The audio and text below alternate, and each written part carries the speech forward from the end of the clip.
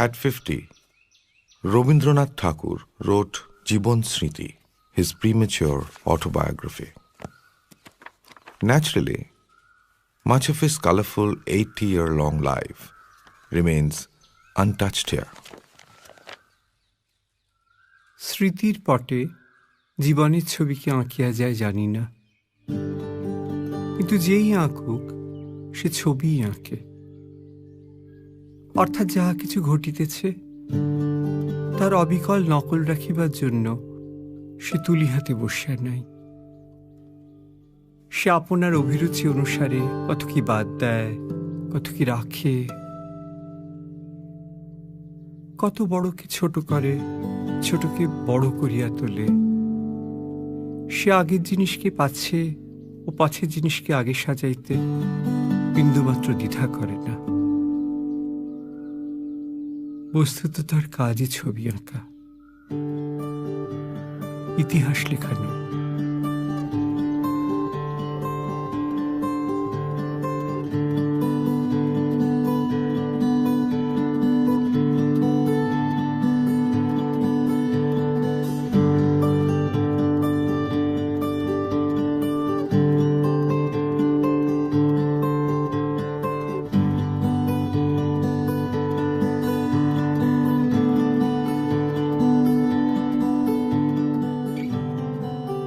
Some say this is his first photograph.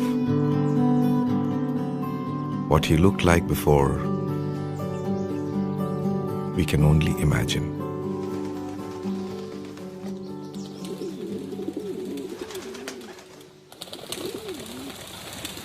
This little boy was born on 7th of May, 1861, in this palatial house of Calcutta, then the capital of British India.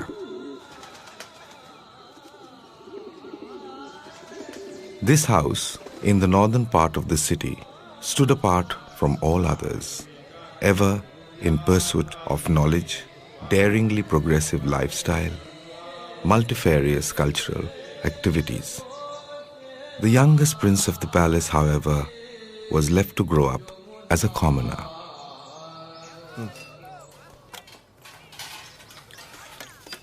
As a child, Robi was left in the care of cooks and maids.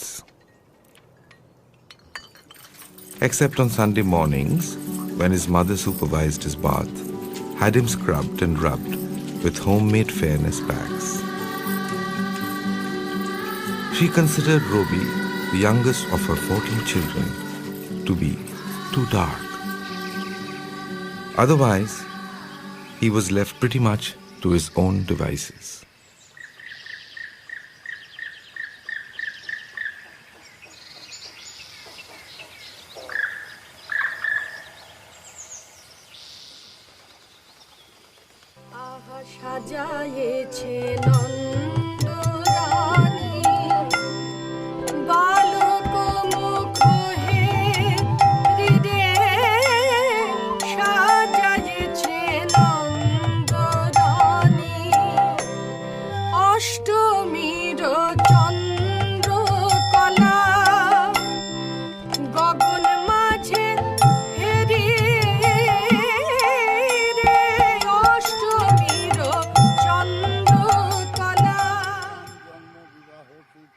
And in splendid isolation, let his imagination run.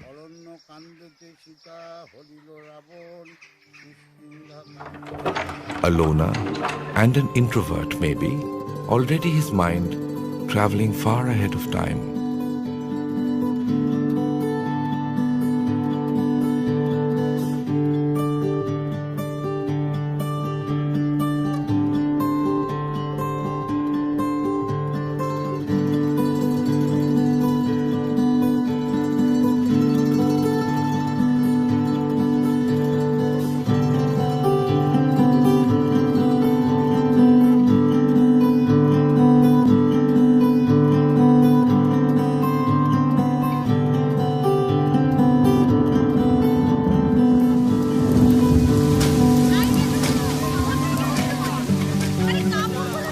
his poetic spirit is first stirred, he recalls, by the simple charm of a line in a Bengali primer, Jol pore, pata nore, raindrops, leaves toss. His taste for open education, unbound by classroom routine, may have been unknowingly sown right here and led him to start an open-air experimental school in the countryside many, many years later.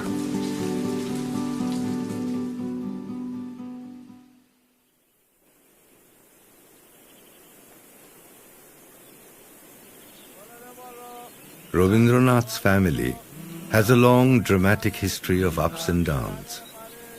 Shunned generations ago as low-caste Peer Ali Brahmins for the offense of merely tasting Muslim food, one of his early ancestors moved from Joshore in East Bengal to Calcutta. They were one of the first Bengali business families.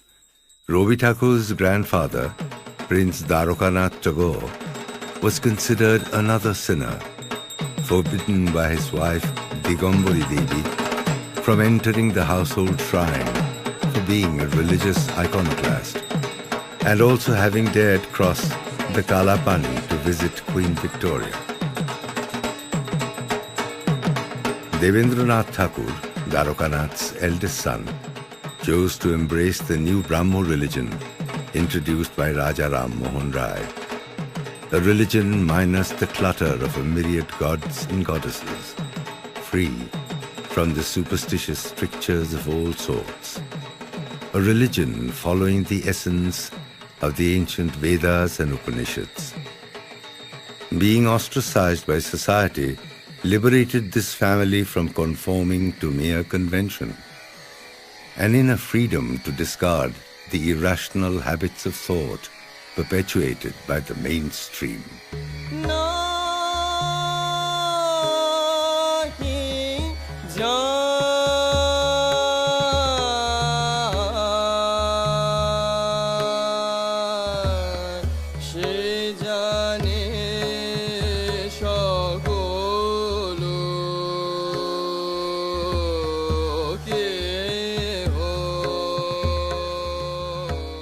Robi grew up in an atmosphere free of orthodoxies, more radical, more rooted in the core texts of ancient India. We'll never know when or how these prayer meetings sowed in his heart the first seeds of Vedic spiritualism and bathed his mind with music.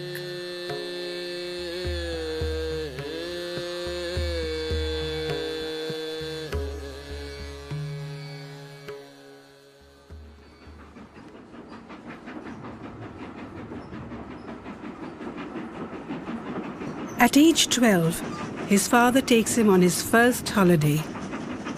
This was the first of many journeys he would take over land and sea.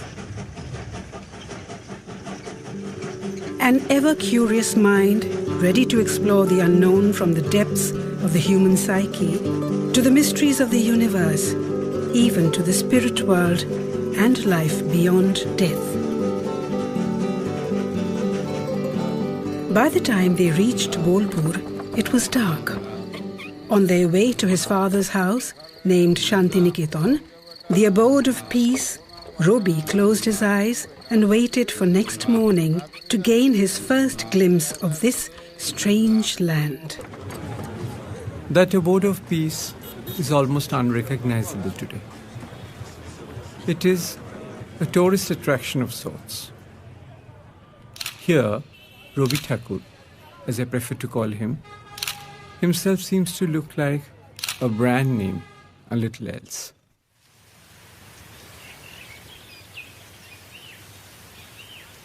Robi opens his eyes at dawn. For the first time, he sees a vast horizon open to the sky. He doesn't know then that this very place would one day be linked with his own name more than his father's.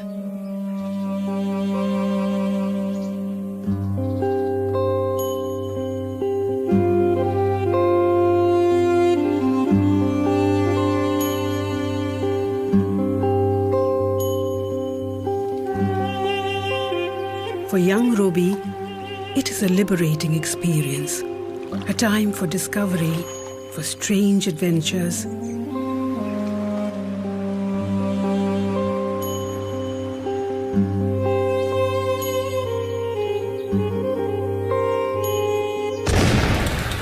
And a rude shock. It haunted him in curious ways.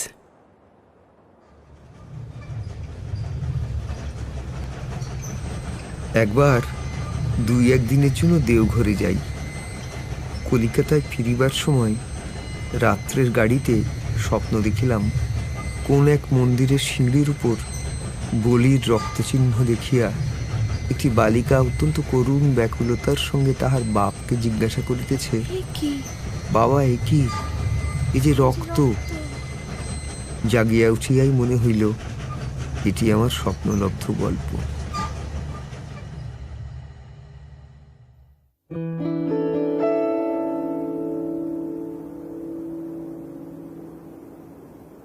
From Bolpur to the Himalayas, the journey continues. Father and son coming closer together through bonds of affection, lessons in discipline, and a deep oneness of spirit. একদিন দেখিতাম পিতা গায়ে একখানি লাল শাল পরিয়া হাতে একটি মোমবাতির সেজ লইয়া নিঃশব্দ সঞ্চরণে চলিয়াছেন, উপাসনা করিতে যাইতেছেন।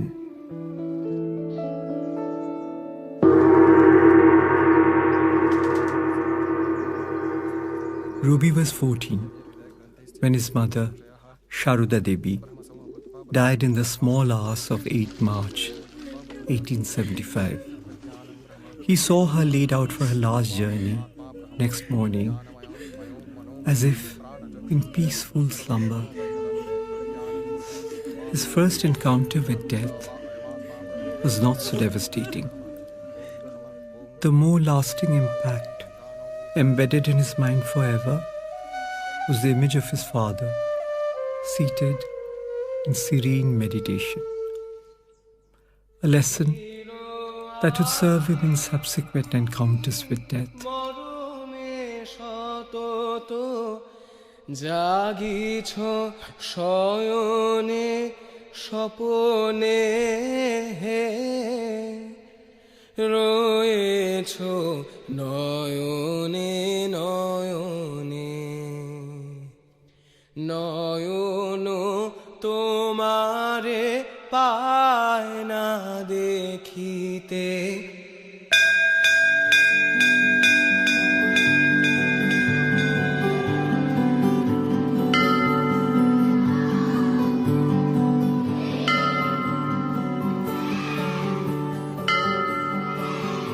One school after the other.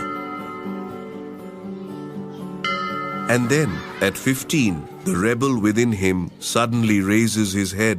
ব্যাপারটা কি? এ তো তামাশা হয়ে দাঁড়ালো দেখছি। শোন, আগে স্কুলে যাবি, কথা বলবো সেখানে। আবার আগের স্কুল? যা না রবি, নলিন মাস্টারের কাছে লোক পাঠাও, কথা বলো। কিরে রবি, যাবি? স্কুলে যাবে না, পড়াশোনা করবে না, ভদ্রলোকের ছেলে মুখ্য হয়ে থাকবে? অমন করে বলছেন কেন? শোনো গো, ও আজ আর স্কুলে যাবে না।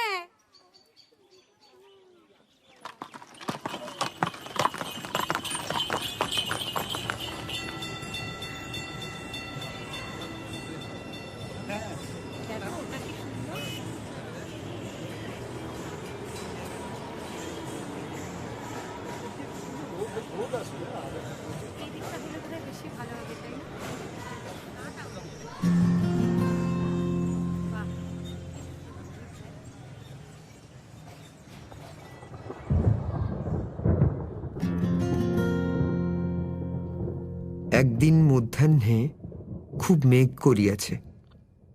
সেই মেঘলা দিনের ছায়াঘন অবকাশের আনন্দে বাড়ির ভিতরে এক ঘরে খাটের উপর উপুড় হইয়া পড়িয়া একটা স্লেট লইয়া লিখিলাম গহনা কুসুমা কুঞ্জ মাঝে। লিখিয়া ভারী খুশি হইলাম।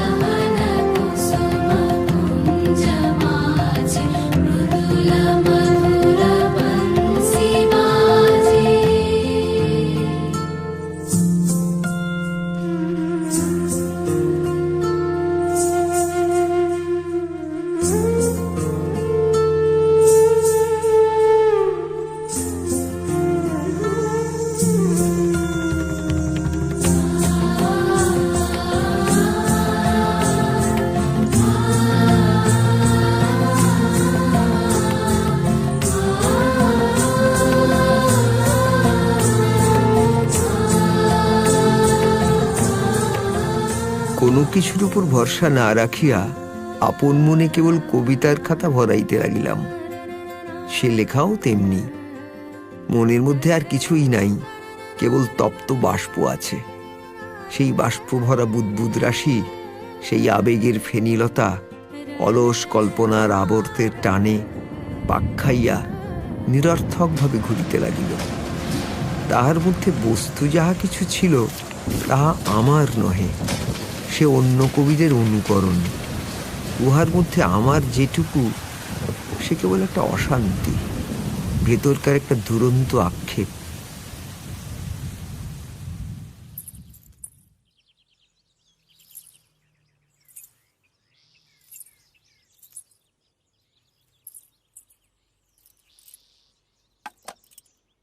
সাহিত্যে বৌঠাকুরানীর প্রবল অনুরাগ ছিল।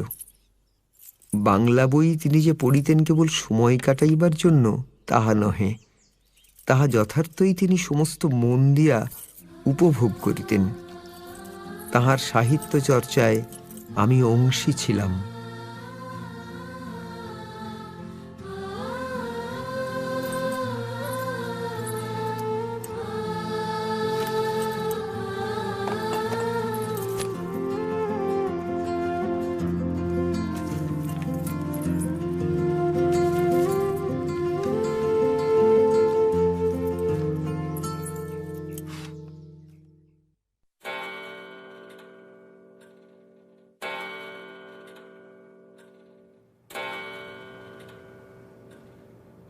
In 1878, a 17-year-old stripling is ready to sail to England to complete his formal education. But before that, someone must help him come out of his cocoon, acquire some English polish.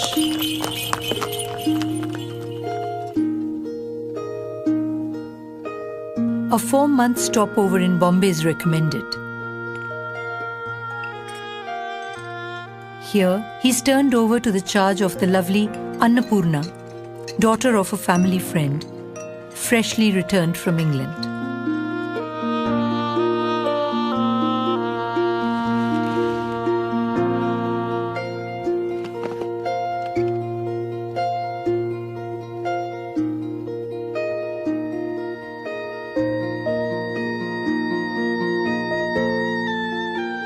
You must never wear a beard, Anna had told him. Don't let anything hide the outline of your face.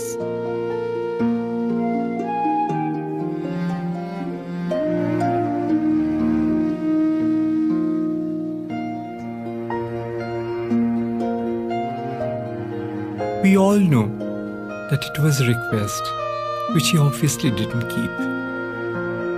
But 27 years later, he did shave off his beard once when his father died.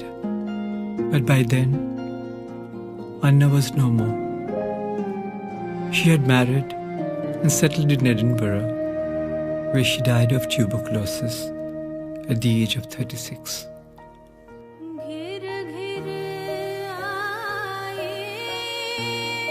In 1878, a 17-year-old Rabindranath reaches England to complete his education. But much more than textbooks, it is young English ladies and old Irish melodies that stimulate his ever-curious mind.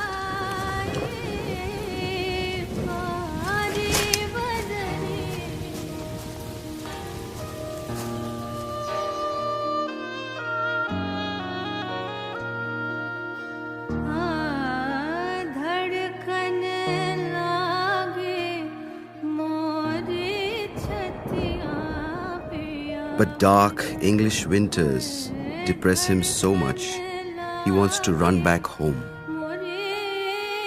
He writes long letters describing all his experiences and his longing to return to his familiar surroundings.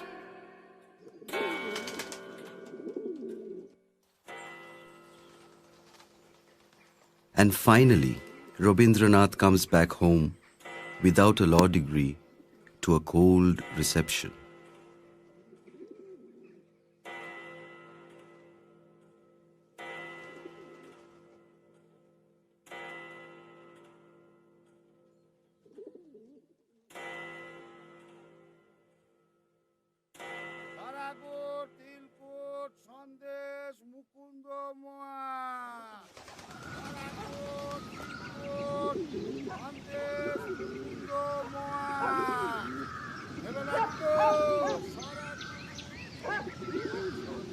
Robi had brought his novella, Noshtonir, The Broken Nest, recalls this relationship in all its stolen moments of tenderness.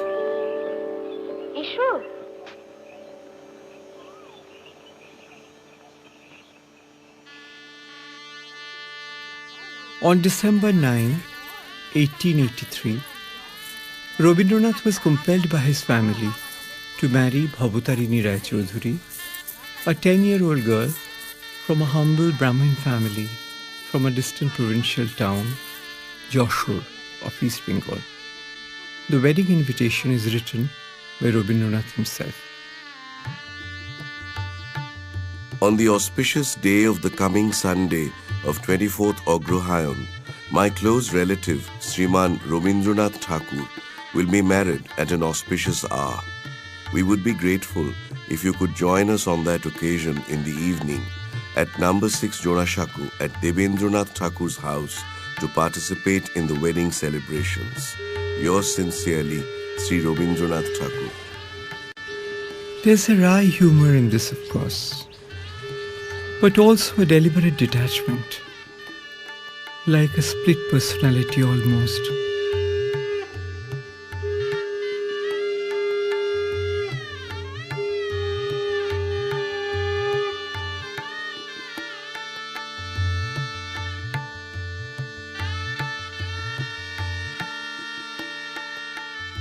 The one, bound by social convention, is being married off by Rabindranath himself.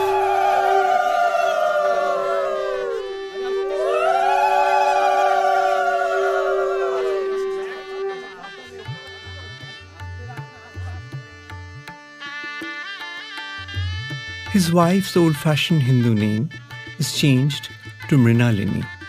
And then it's time for a total makeover to the standards of the sophisticated Jorashanko family and its glamorous youngest son.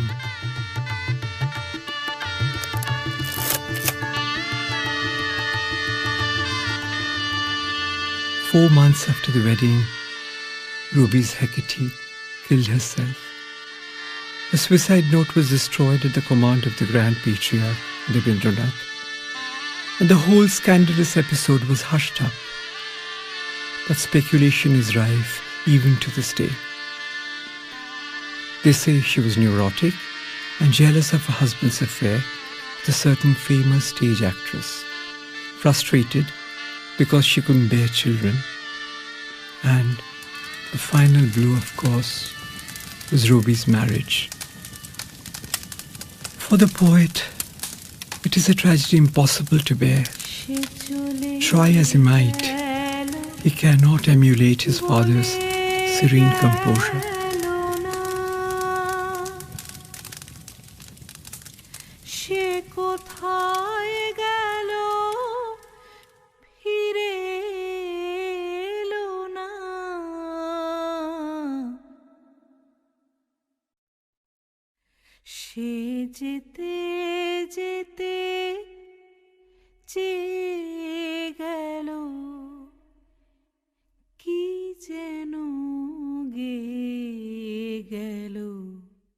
তাই আপন মনে বসে আছি কুসুম বনেতে,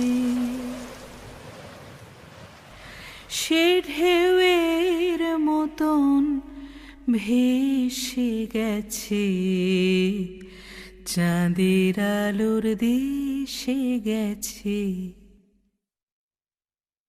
যেখান দিয়ে হেসে গেছে।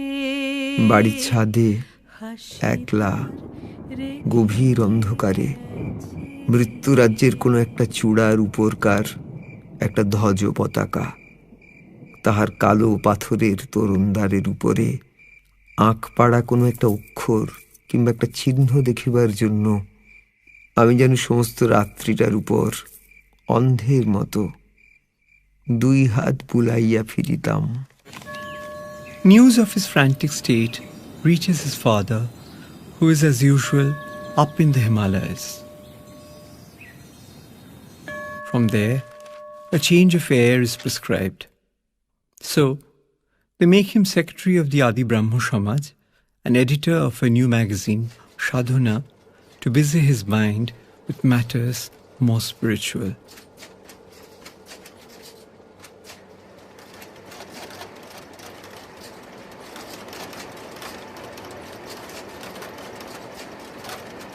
Thus, chastened for some years, the next order from up there is to go off to manage the family estates in Shilaidaho, now in Bangladesh.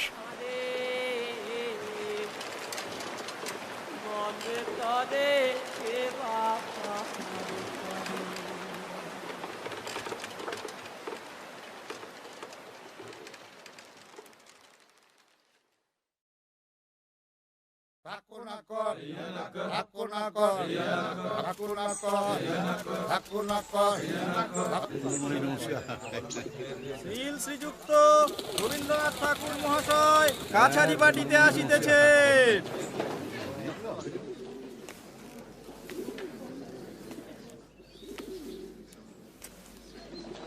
The young landlord meets his subjects for the first time.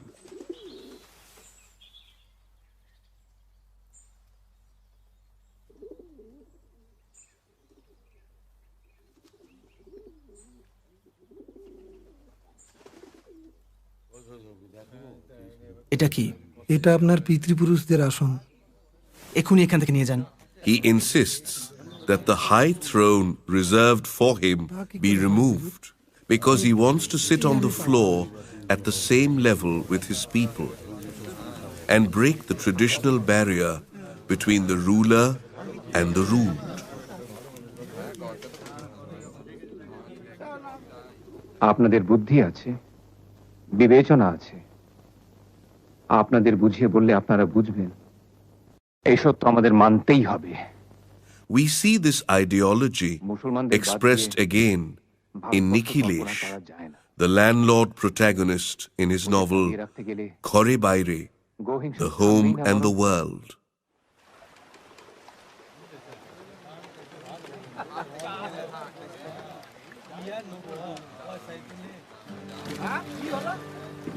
This was another world of rivers and waterways.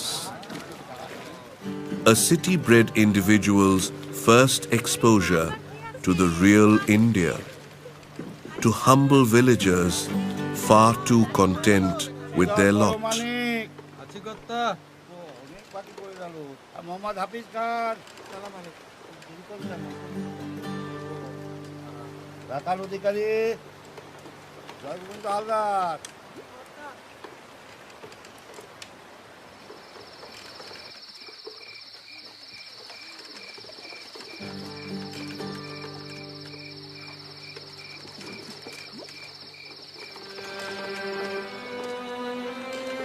By this time, Kadamburi had settled down somewhere in the lower reaches of his consciousness.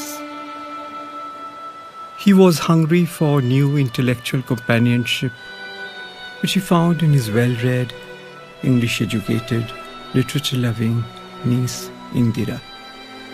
Between 1889 and 1895, he writes almost 250 letters to her.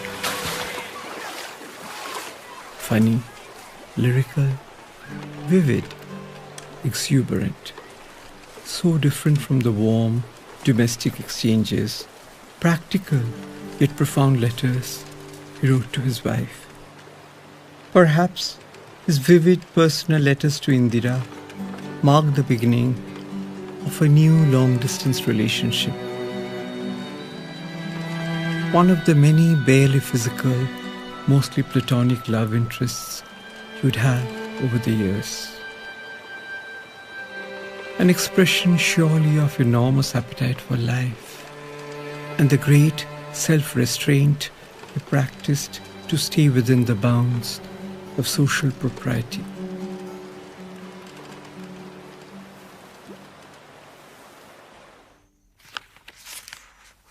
এই নিয়ে খোরশেদপুরের বকেয়া 3 মাস হলো। গত মাসেও তোমাকে স্মরণ করিয়েছি। স্মরণ আছে বাবা মশাই। আমি তাগাদা দিয়েছি।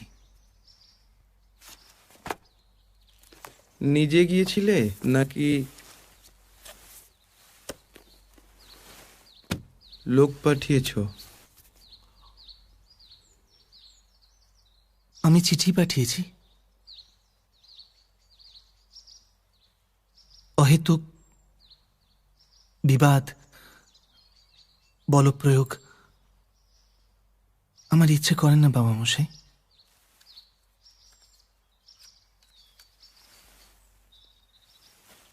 বিবাদের কথা বলছি না,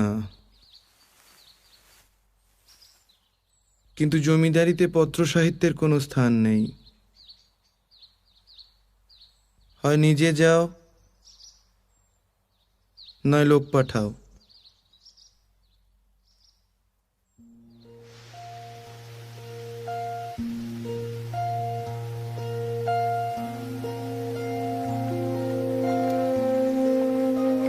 Each day, he stores his new experiences as he engages with the root problems on the ground.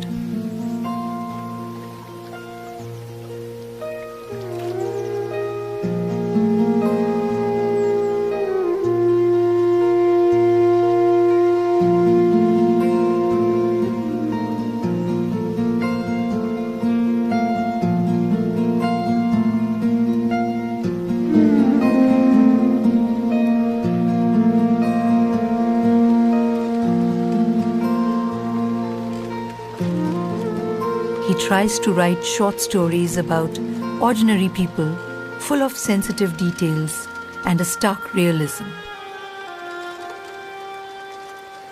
At the same time, his lyrical outpourings acquire a mystical hue.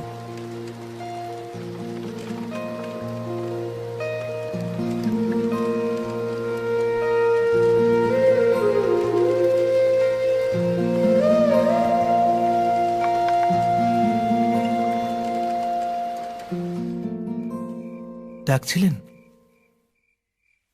বাবা মশাই?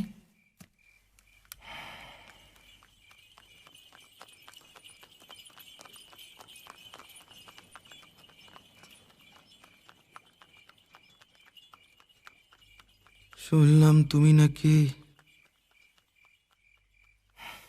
কুঠি বাড়িতে থাকার পাট তুলেই দিয়েছ।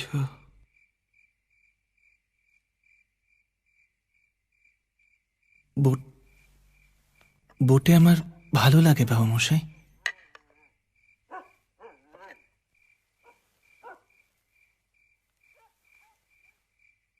কতটা আকাশ দেখতে পাই, কতটা জল। দূর দিগন্তে মনে হয় শুধু আকাশ আর জল দেখলেই চলবে? জমিটাও যে দেখতে হবে সেটা।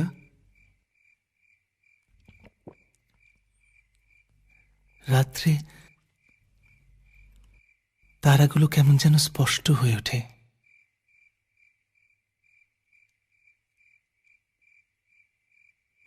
মনে আছে বাবা মশাই, আপনি আমাকে কাল পুরুষ চিনিয়েছিলাম।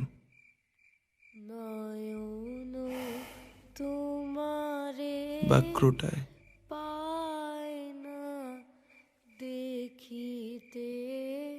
মনে আছে?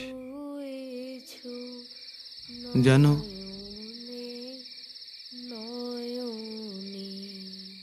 জ্যোতিষশাস্ত্রে কালপুরুষকে নিয়ে এক অদ্ভুত কুসংস্কার আছে।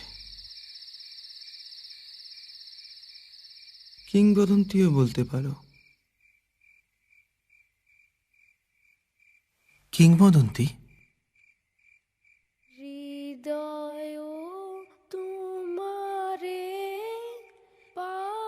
কালপুরুষের প্রভাবে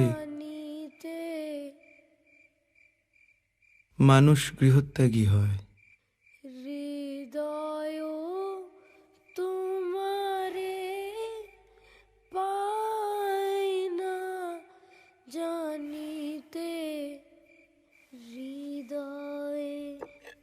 আপনি আর একা একা মুসরিতে থাকবেন না বাবা মশাই।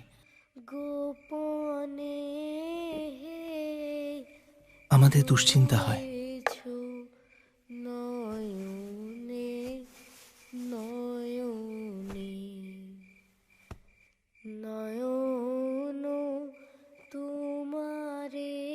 কালপুরুষের একটা ইংরেজি নাম তোমাকে শিখিয়েছিলাম,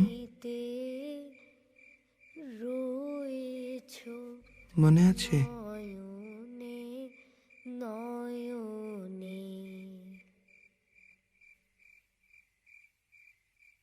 ওরান।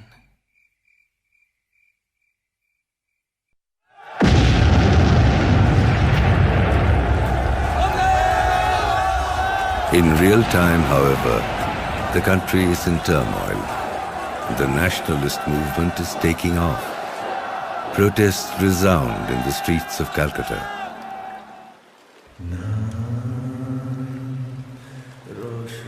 The poet feels like a truant schoolboy playing his flute far away from the main action.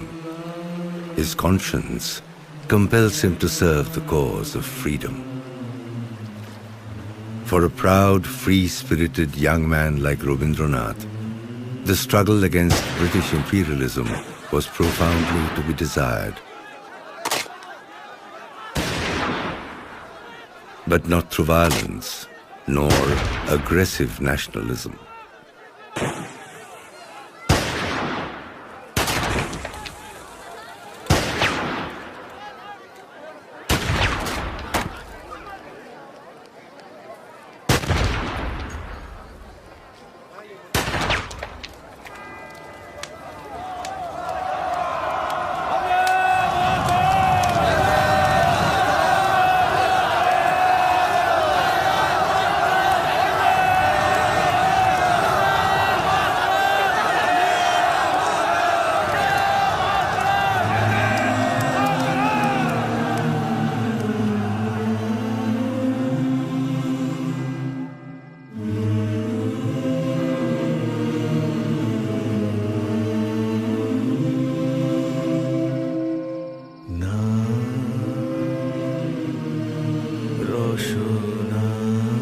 Generally disgusted by the growing mass hysteria and emotionalism encouraged by callous political leaders, he was absolutely horrified by the violence that started erupting. Terrorism had raised its ugly head.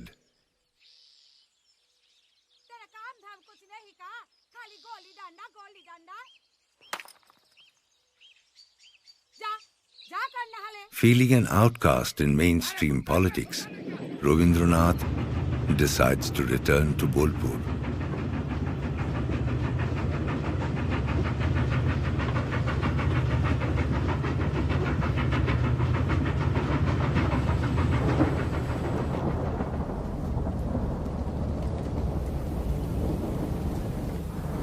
Our next trip to Shantiniketan, this time by car. We just had to catch the monsoon, said to be the poet's favorite season. Through the car windows, the rain looked truly poetic. But at one point, the convoy had to stop. The road ahead was completely flooded, risky to cross.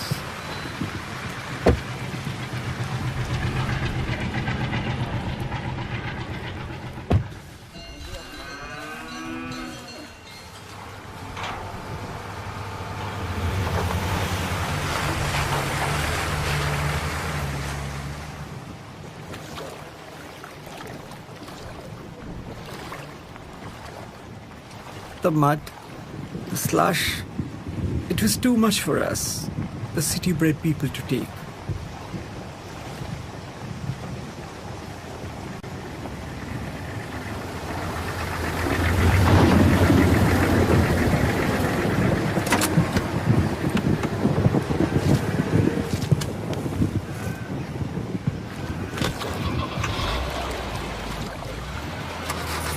Finally, we were directed to take a longer route. And now, there's no poetry left in the rain. All we saw were vast lakes on either side, drowning the paddy fields and village huts, and left the people homeless. I guess one has to experience this dismal reality, the real India, before entering the land of his poetry.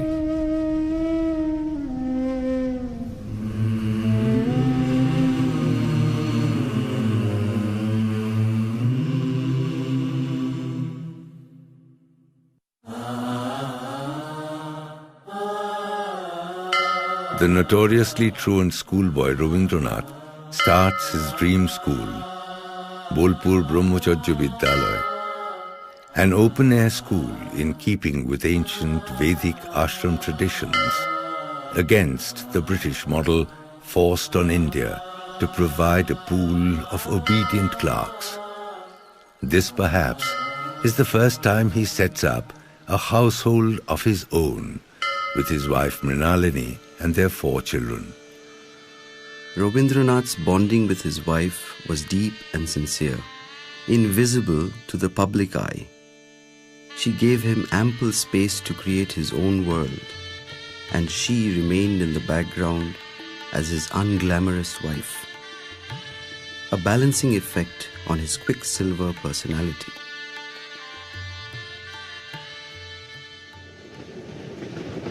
But the city calls him back again in 1905. In protest against the proposed partition of Bengal along communal lines, we see him plunge into social action. October 15, 1905. The women of Jorashako stitch stacks of rakhis all night long.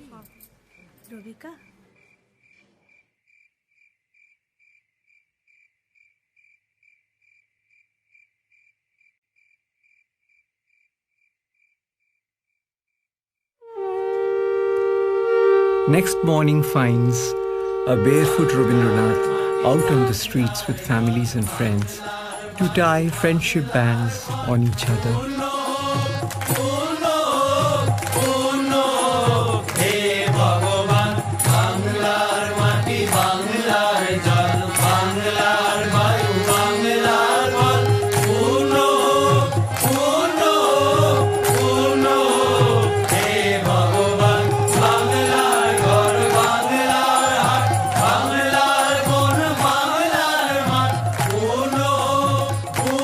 The poet ties rakhis even on Muslims as a symbol of brotherly love.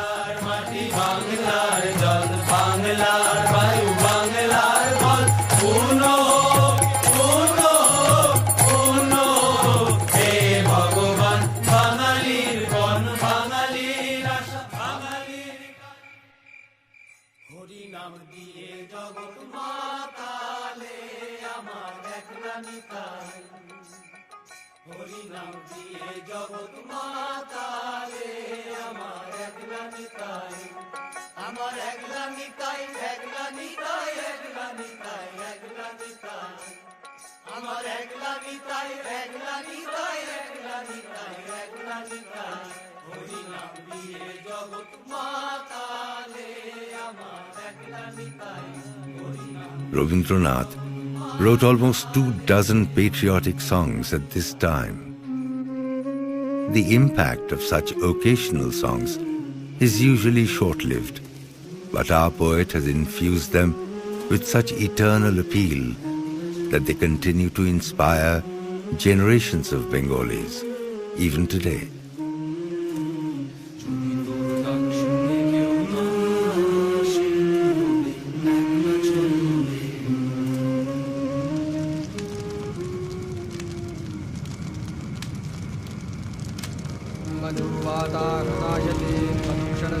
The first decade of the new century sees death stalking him, stealthily, relentlessly.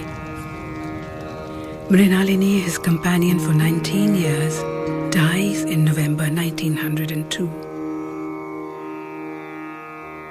Renuka, his second daughter, dies 9 months later.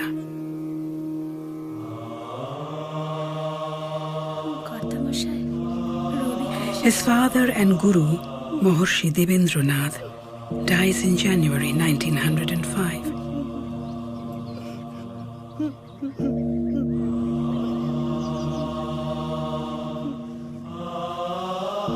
In 1907, 23rd November, on the 5th death anniversary of his wife, his youngest son, Shomendranath, a lovely boy of 11, dies of cholera. He remembers Shomi's death 25 years later as the most poignant sorrow of his life. Sitting alone in the dark in an adjoining room, he prayed intently for his dying son to pass away into his next stage of existence in perfect peace. My mind seemed to float in a sky where there was neither darkness nor light, but a profound depth of calm, a boundless sea of consciousness without a ripple or murmur. I felt like a father who had sent his son across the sea, relieved to learn of his safe arrival.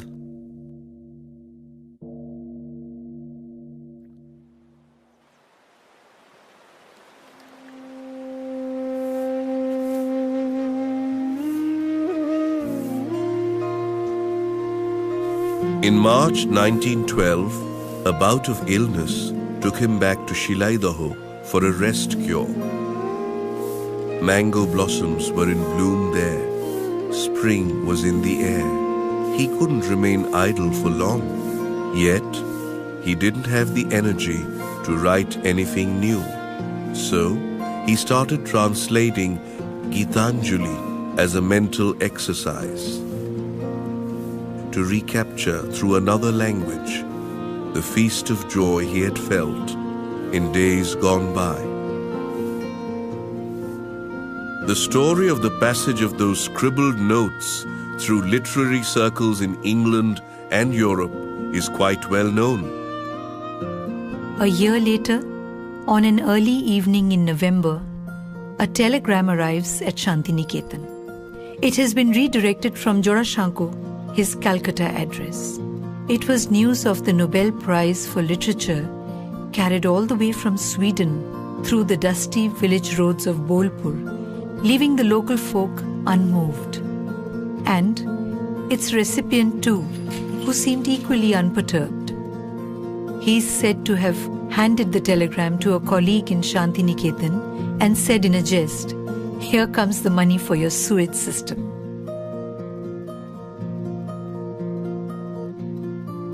He knew all too well how fleeting could be any joy, any fame.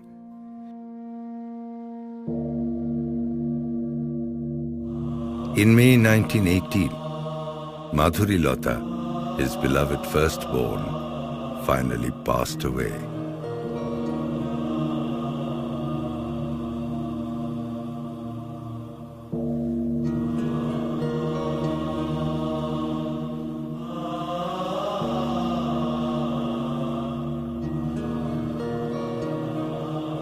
With the image of his father in deep meditation in mind, he mourned the loss of his favorite Beli through engagement with a higher purpose.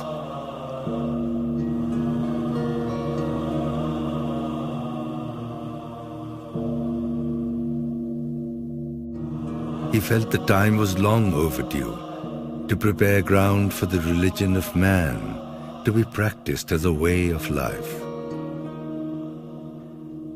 Just as many of us find a larger family beyond blood relationships, Rabindranath has envisaged a family embracing all humanity. 1918, Vishwabharati was founded on the 22nd of December, though it was formally inaugurated in 1921. Its motto, "Where the whole world meets in one nest." Here he would gather the best minds from East and West, from all over India and from overseas. To him, Vishwabharati would represent the quintessential wisdom of India, nurtured and nourished through ages of give and take with the rest of the world.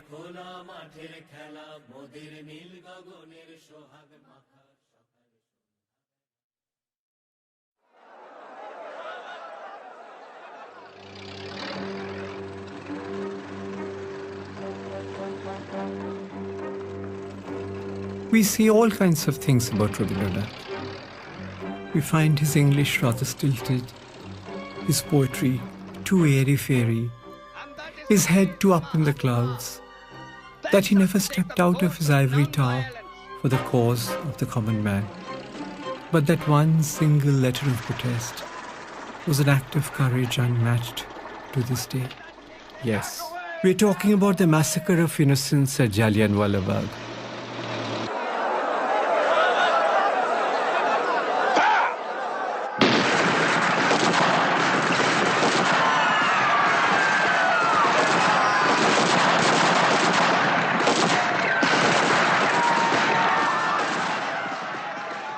While the nationalists were busy negotiating for seats in the parliament, and even the firebrand politicians were scared to protest, one solitary voice disproved all those allegations against him. He resigned his knighthood like a torn, discarded garment.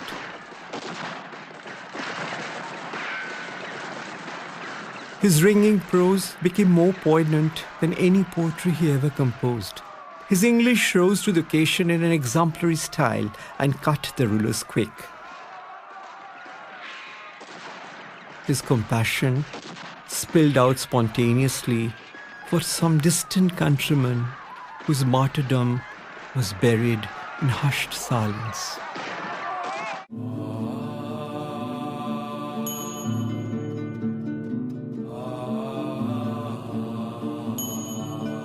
Contrary to a widely held notion that the title Mahatma was given by Rabindranath to the father of the nation, he used this adjective to refer to Gandhi more frequently in later years.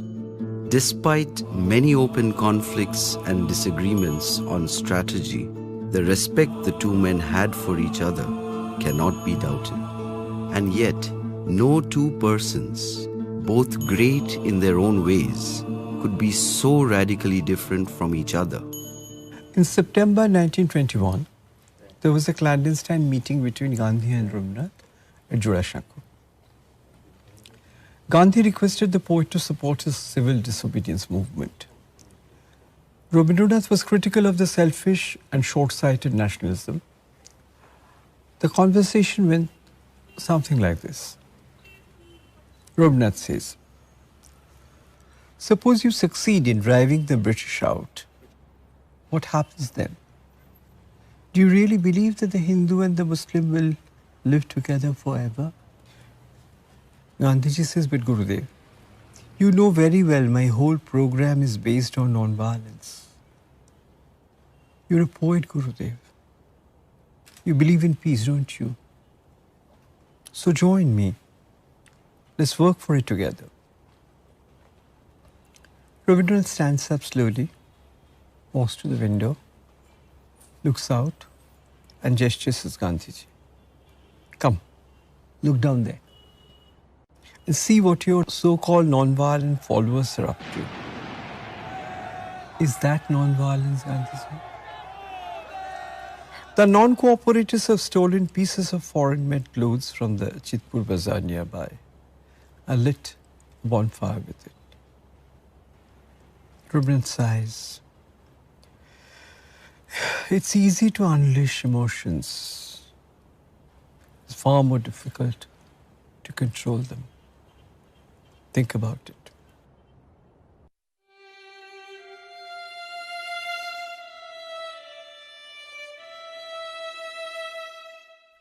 (1926), Potsdam, Germany. A little brown wooden house on a hillock, with a roof of red tiles. Tall palm trees surround it like watchmen. After a profound philosophical discussion with Albert Einstein, Rabindranath and his companion are on their way again. Romeo, দেখো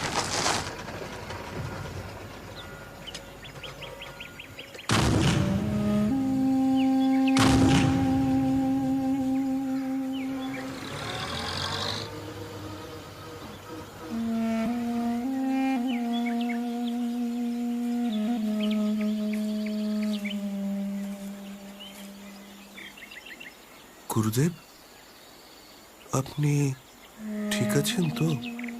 আচ্ছা, এগুলো কি সত্যি? খরগোশগুলো সত্যি গুরুদেব। আচ্ছা, আমরা এখন এখান দিয়ে না গেলেও কি ওরা থাকতো? প্রফেসর আইনস্টাইনের মত তো তাই।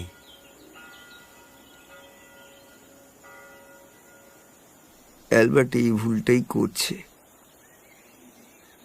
এইটা কি সত্য বলছে? গুরুদেব দেখে।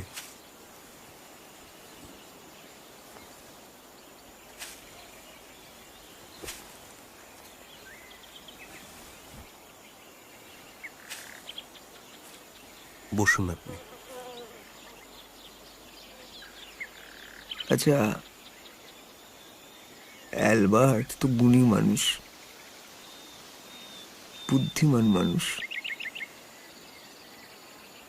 কি চমৎকার বেহালা বাজায়। ও কি সত্যি বুঝতে পারছে না, নাকি জোর করে বুঝতে চাইছে না? মনটাকে বন্ধ করে রেখেছে। নইলে আমার কেউ দেখলুম না, জানলুম না, একটা ঘরের মধ্যে আছে বলেই সেটাকে টেবিল বলে মেনে নিতে হবে?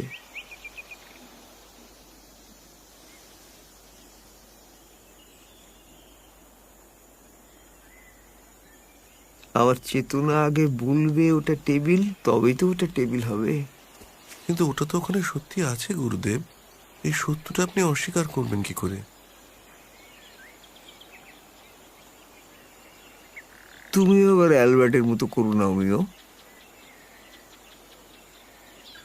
এই যে আমাদের চারপাশে গাছ, পাথর, মাটি, ঢালু জমি, সবুজ গাছের পাতা, এটা যে সবুজ সেটা আমাদের কে বলে দিলে? আমার চেতনা।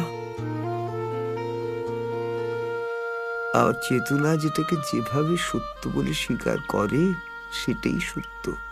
মানুষের চেতনার বাইরে কোনো সত্য নেই, থাকতে পারে না। বিজ্ঞানী শেষে বললেন বটে মিস্টার টেগোর, তাহলে বোধহয় আপনার থেকে আমি বেশি ধার্মিক।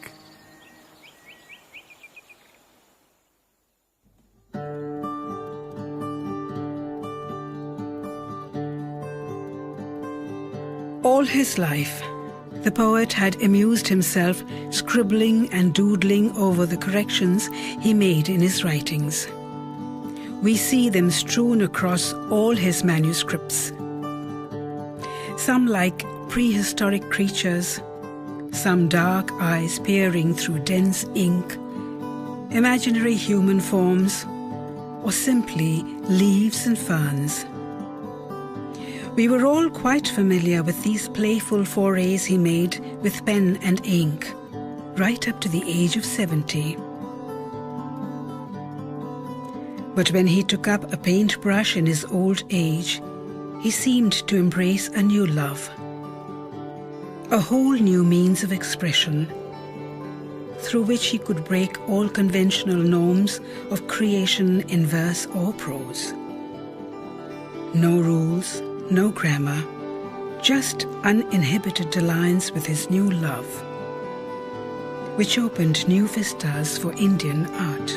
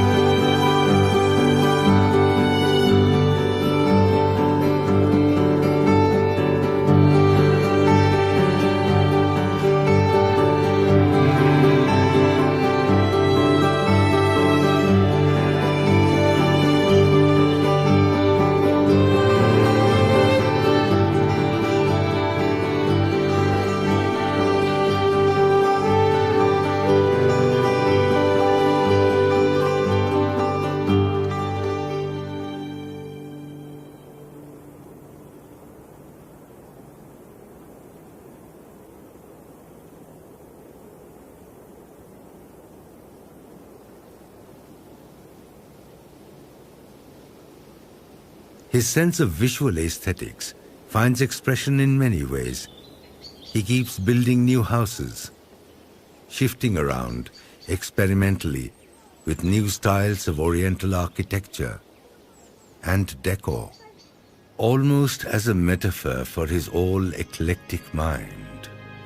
Far removed from the original building in the campus, Shantiniketan Griho, a two-storied mansion built by his father in the typical British colonial style.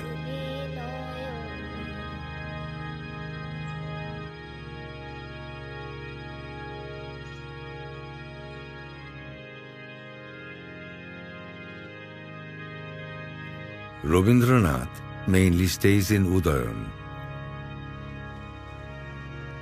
The next house he built was Konark.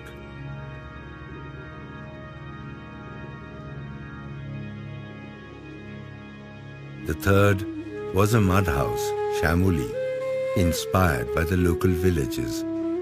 He thought this would be his final refuge. Still, as an afterthought, he shifts to a small one-story bungalow called Punoshcho.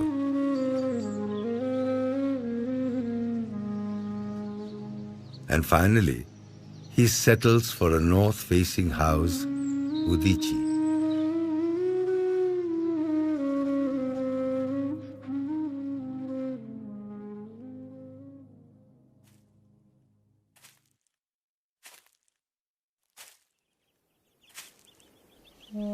But, like all mortals, his physical being starts letting him down.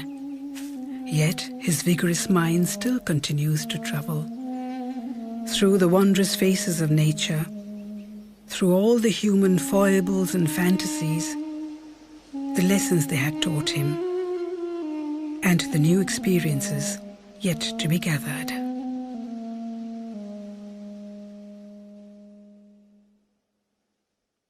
One fine day, the poet decides to shear off the tresses he had been so fond of. He has a wry smile on his face as he says, "Someday I had to unburden myself."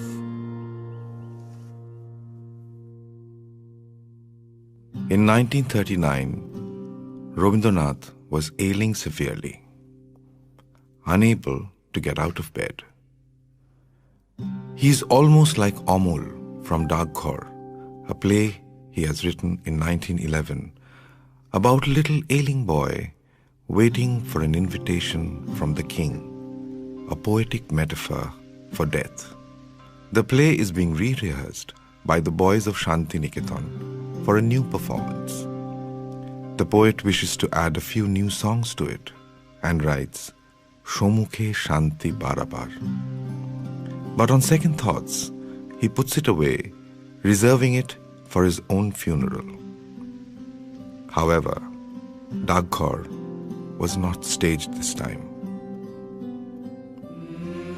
On 25th July 1941, the poet leaves Shantiniketan for Calcutta, and thence for the longest journey he would ever make.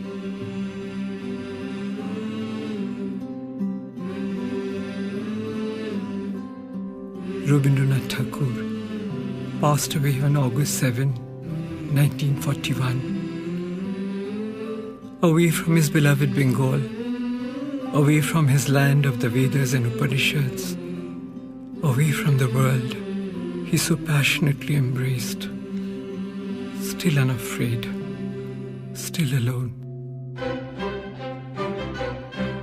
In 1942, 1 year after the poet died, Janusz Korczak, a Jewish physician and cultural activist, staged Rabindranath's play Dagkhor, The Post Office, in Warsaw, performed by the children of the Auschwitz concentration camp. It was to prepare the children for death in the gas chambers. Since then, the world has faced many holocausts, many genocides, countless conflagrations, an endless cycle of violence. But that reassuring voice Fear not, the fire will not touch you. Still raises faint echoes in those who have the heart to hear.